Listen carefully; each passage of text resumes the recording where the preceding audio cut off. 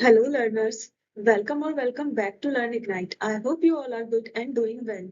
And also, if you are new to this channel, don't forget to like, subscribe, and share. So, today we will study BBYCT 131 Block 4 के important questions. तो Block 4 है हमारा Bryophytes. तो हम इसके important questions देखते हैं. Question number first is describe asexual or sexual reproduction in Marchantia. Clear and well labeled diagram. So, इस एक्चुअल रिप्रोडक्शन इन मार्चेंटिया कैसे होता है? मार्चेंटिया का थैलस यानी कि प्लांट बॉडी इस एक्चुअल रिप्रोडक्शन के लिए गैमा कप्स बनाते हैं। गैमा क्या है? छोटी multi unicellular lens shaped bodies जो पेरेंट प्लांट से आइडेंटिकल होती हैं। अब ये कैसे होता है इसको समझते हैं। गैमा कप्स में बनते हैं जो थैलस के ऊपर साइड पर होते हैं। जब बारिश होती है पानी के स्प्लैश से गैमा कप से निकलते हैं। हर गैमा कप एक न्यू प्लांट बनाता है जो पेरेंट के जैसा होता है। अब इसको हम कैसे याद रख सकते हैं? गैमा देन कप फिर रेन होती है और फिर न्यू प्लांट। तो इसमें क्या होता है? No gametes involved, purely vegetative होता है। अब सेक्सुअल रिप्रोडक्शन इन मार्चेंटिया। मार्चेंटिया क्या है? डायोसियस। मेल और फीमेल प्लांट्स अलग अलग होते हैं। मेल प्लांट में क्या होता है? एंथ्री डायपोरी ऊपरी स्ट्रक्चर और एंथ्रिडिया स्पम बनाते हैं। और फीमेल प्लांट में आर्कियोगोनीफोरे और आर्किगोनिया एक्स बनते हैं। अब फर्टिलाइजेशन का प्रोसेस क्या होता है? स्पर्म को वाटर में स्विम करना पड़ता है एग तक पहुंचने के लिए। देन फर्टिलाइजेशन होती है, जाइगोट बनता है। जाइगोट थोड़ी ग्रोथ करके स्पोरोफाइट बनता है। स्पोरोफाइट से क्या होता है? स्पोर्स बनते हैं जो गिरकर नए गैमेटोफाइट्स मेल या फीमेल में बनते हैं। स्पर्म कैसे याद रखेंगे? मेल में स्पर्म, फीमेल में egg, then water helps zygote, फिर स्पोरोफाइट, फिर स्पोर्स एंड देन न्यूबॉर्न। अब ए सेक्शन में क्या होगा? गैमा कप्स फास्ट होता है, नो वाटर नीडेड होता है। और सेक्सुअल में sperm plus egg water needed होता है और produce spores. Question 2. Explain the role of bryophytes in prevention of soil erosion and as pioneer of vegetation. तो अब हम इस क्वेश्चन को देखते हैं, समझते हैं ब्रायोफाइट्स और सॉइल एरोजन प्रिवेंशन यानी कि मिट्टी गिरने से बचना। ब्रायोफाइट्स जैसे मोसेस जमीन पर एक डेंस कारपेट बनाते हैं। उनके राइजोइड्स सॉइल को पकड़ के रहते हैं, इससे मिट्टी बाहर नहीं गिरती। अब ये सॉइल को मॉइस्ट और कॉम्पैक्ट रखते हैं। विंड और रेन से एरोजन कम होता है। स्लोप्स और रिवर बैंक्स पर ये स्पेशली इंपॉर्टेंट होते हैं क्योंकि वहां टॉप सॉइल इजीली वॉश हो जाती है। अब इसको हम कैसे याद रख सकते हैं? सोचो एक स्लोप है, बेयर सॉइल है, वाटर या वाइन से सॉइल गिरता है तो क्या होता है? मॉस लगता है और सॉइल कैसा हो जाता है? स्टेबल हो जाता है। अब bryophytes as pioneer of vegetation, नए प्लांट के लिए रास्ता बनाना। ब्रायोफाइट्स बेयर रॉक्स, सॉइल और सैंड पर ग्रो कर सकते हैं जहां हायर प्लांट्स सरवाइव नहीं कर सकते। ये रॉक को वेदर करते हैं, एसिड से और थोड़ा सॉइल बनाते हैं। जब ये सॉइल मरते हैं और डिकम्पोज हो जाते हैं तो ये क्या होता है? ह्यूमस बनाता है जो न्यूट्रिएंट्स प्रोवाइड करता है। इस सॉइल और मॉइस्चर से हायर प्लांट्स के सीड जर्मिनेट कर सकते हैं। ओके, तो जिससे क्या होगा? जो थिन लेयर ऑफ सॉइल बनती है उससे स्मॉल प्लांट जर्मिनेट होगा, ग्रेजुअली फॉरेस्ट जो होगा वो स्टेब्लिश हो जाएगा। Question number 3 is with the help of a suitable diagram explain the sexual reproduction in Phanerium. Of sexual reproduction in Phanerium, male और फीमेल प्लांट्स। फनेरिया डायोसियस है, male और female plants अलग अलग होते हैं। मेल प्लांट टिप पर एंथ्रेडिया होते हैं, स्पर्म प्रोड्यूस करते हैं। फीमेल प्लांट टिप पर आर्किगोनिया होते हैं, हर आर्किगोनियम एक एग होता है। याद रखने के लिए ट्रिक, मेल स्पर्म और फीमेल एग। अब 10 क्या होगा, फर्टिलाइजेशन, एग और स्पर्म का मिलना। अब यहाँ क्या होता है, स्पर्म फ्लैजिलेटेड टेल्ड होता है, वाटर फिल्म में स्विम करता है, स्पर्म एग तक पहुंचाता है, फर्टिलाइजेशन होती है, जाइगोट बनता है। अब यहाँ इंपॉर्टेंट पार्ट क्या है, वाटर के बिना फर्टिलाइजेशन क्या है, पॉसिबल नहीं है। Then third is sporophyte formation, नए प्लांट का नेक्स्ट स्टेज। अब यहाँ पे क्या होता है, जाइगोट ग्रो करके स्पोरोफाइट बनाता है। देन स्पोरोफाइट फीमेल गैमेटोफाइट पर डिपेंड होता है। स्पोरोफाइट के पार्ट्स क्या क्या होते हैं, फुट, फीमेल टिश्यू से न्यूट्रिएंट्स लेता है, सीता सीटा स्टॉक कैप्सूल को ऊपर उठाता है, कैप्सूल स्पोरेंजियम, स्पोर्स प्रोड्यूस करता है मेयोसिस के थ्रू, स्पोर्स गिरते हैं, जर्मिनेट करके नया मेल या फीमेल गैमेटोफाइट बनाते हैं। इसको की पॉइंट्स हम कैसे याद रख सकते हैं, सेक्सुअल रिप्रोडक्शन जेनेटिक वेरिएशन के लिए, requires water for sperm movement, sporophyte always female gametophyte पर डिपेंड होता है। So question number 4 is comment on elaters in marchantia. सबसे पहले हम इसकी डेफिनेशन, अब हम समझते हैं क्या है। तो अब हम समझते हैं एलेटर क्या है। एलेटर्स स्पेशली सेल्स होते हैं जो स्पोर्स के साथ स्पोरेंजियम कैप्सूल में होते हैं। अब ये स्पोर्स के रिप्रोडक्टिव सेल्स नहीं है, बस हेल्प करते हैं स्पोर्स को डिस्पर्स करने।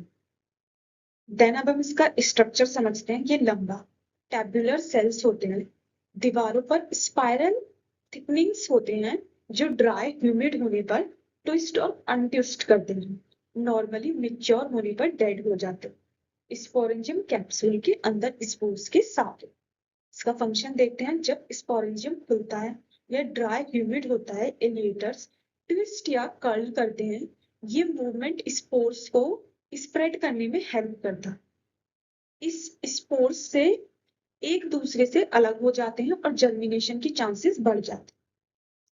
इसको हम कैसे याद रखेंगे, एलिएटर्स क्या करते हैं, हेल्पर और स्पोर्स होते हैं।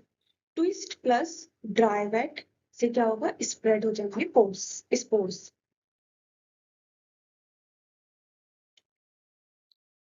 Next question is question number 5. Discuss the role of bryophytes as ecological indicator. तो इसके हम कॉन्सेप्ट को समझते हैं। क्या होता है इकोलॉजिकल इंडिकेटर। इकोलॉजिकल इंडिकेटर वो ऑर्गेनिज्म है जो इन्वायरमेंट के चेंजेस को जल्दी डिटेक्ट करता है। जैसे ब्रायोफाइट्स इसमें परफेक्ट नहीं है क्योंकि ये बहुत सेंसिटिव प्लांट्स होते हैं। अब इसका रोल क्या होता है, first is air pollution indicator. Bryophytes पानी और न्यूट्रिएंट्स डायरेक्टली एयर से लेते हैं, रूट से नहीं।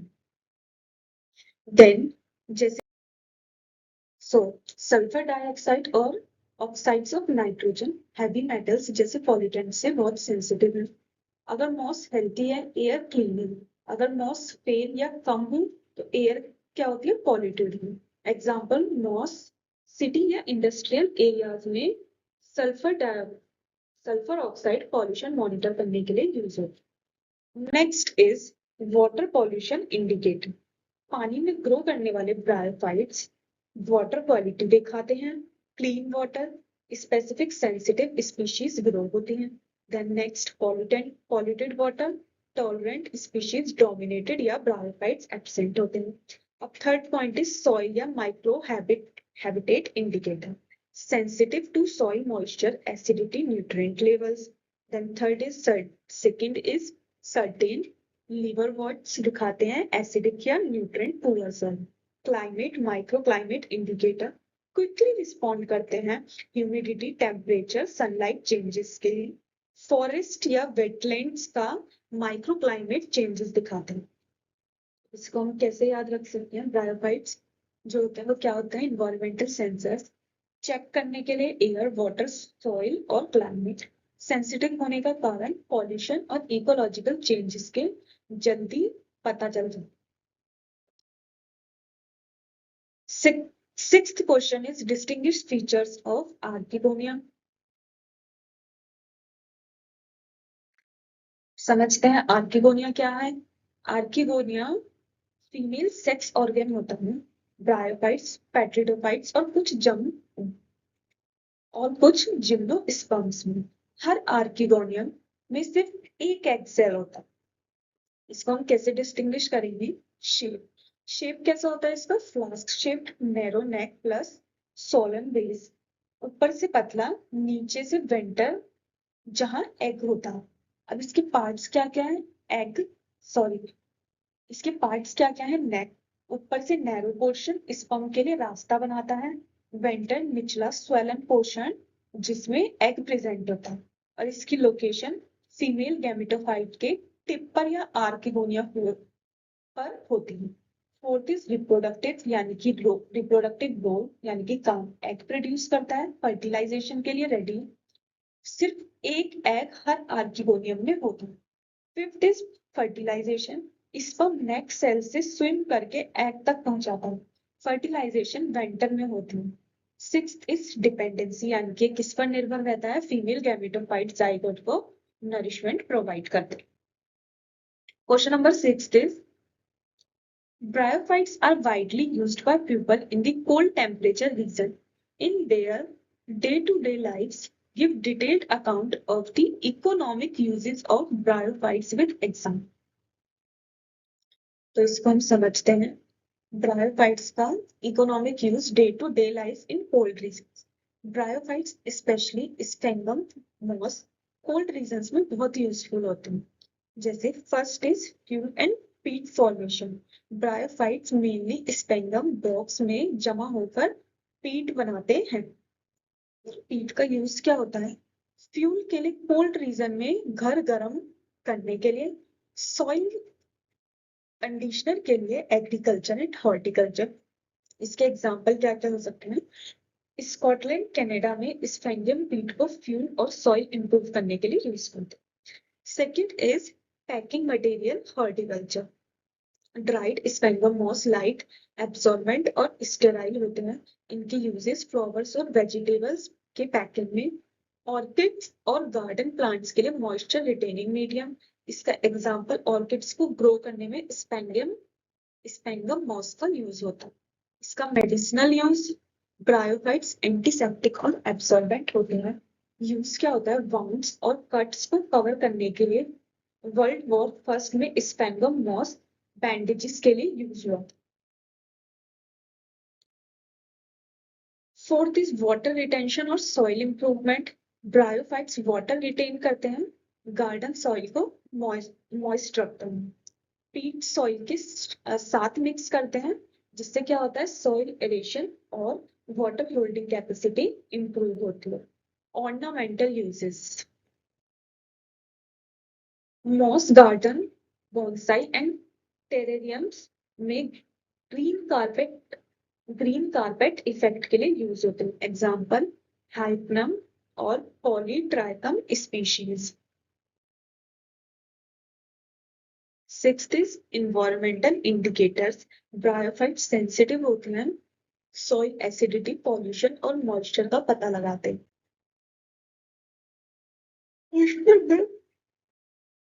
Question number 8 is life cycle of funaria with diagram.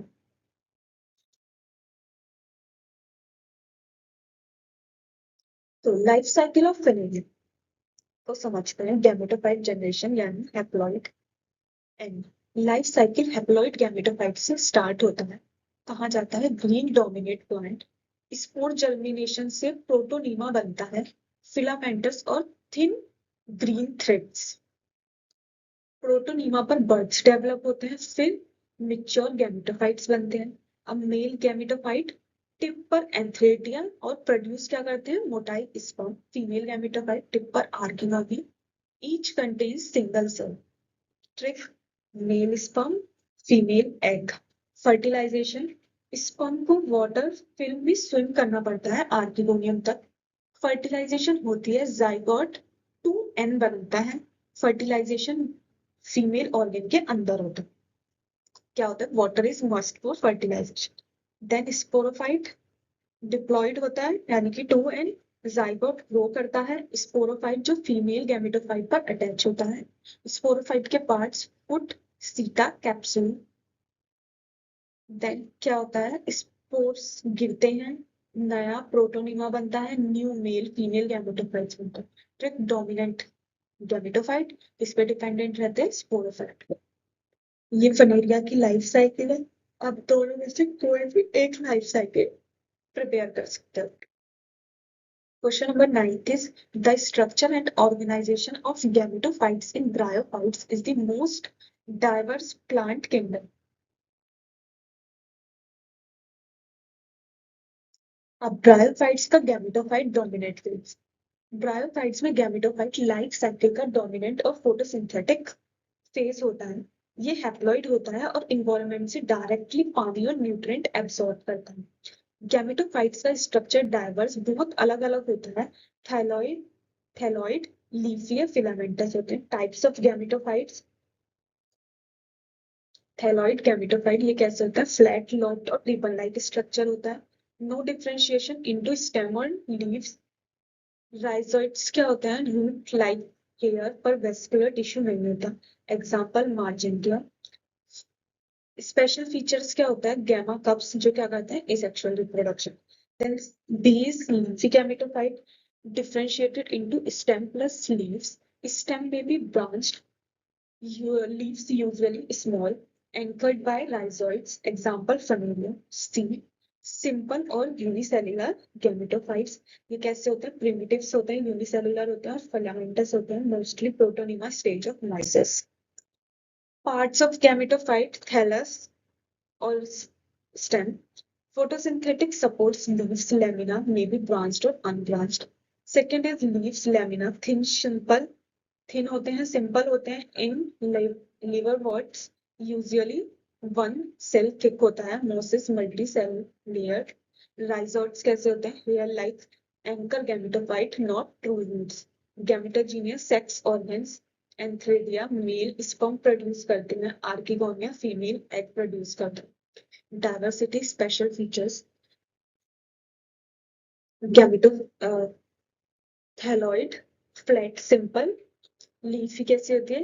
Leaf stem plus leaves mosses. अब इसकी की पॉइंट्स याद रखने के लिए गैमेटोफाइट कैसा होता है? डोमिनेंट फोटोसिंथेटिक और independent anchored by rhizoids, no true roots, provides site for sex organs, antheridia or arachnonia. Structure highly diverse across bryophytes. Question number 10 is Sphagnum plays an important role in the peat bog formation. Discuss.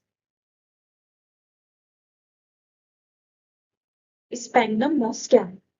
एक special moss जो cold wait और boggy regions में grow करता है।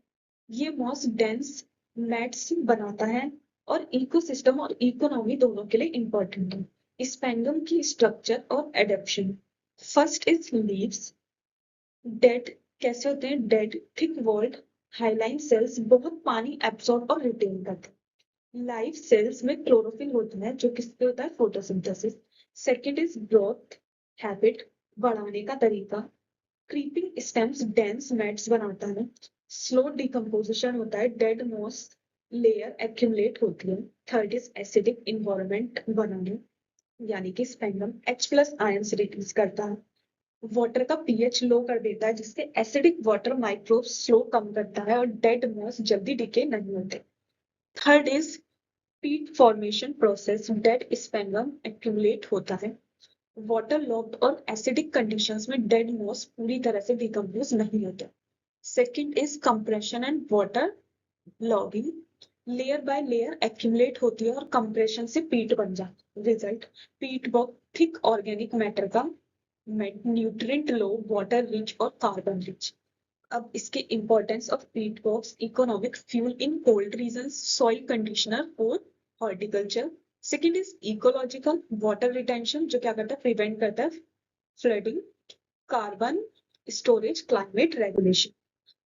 कुछ important diagrams LS capsule of Kaneria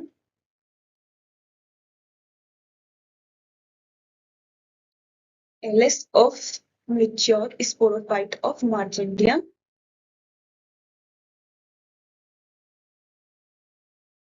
vs thallus through a gamma cup in margentia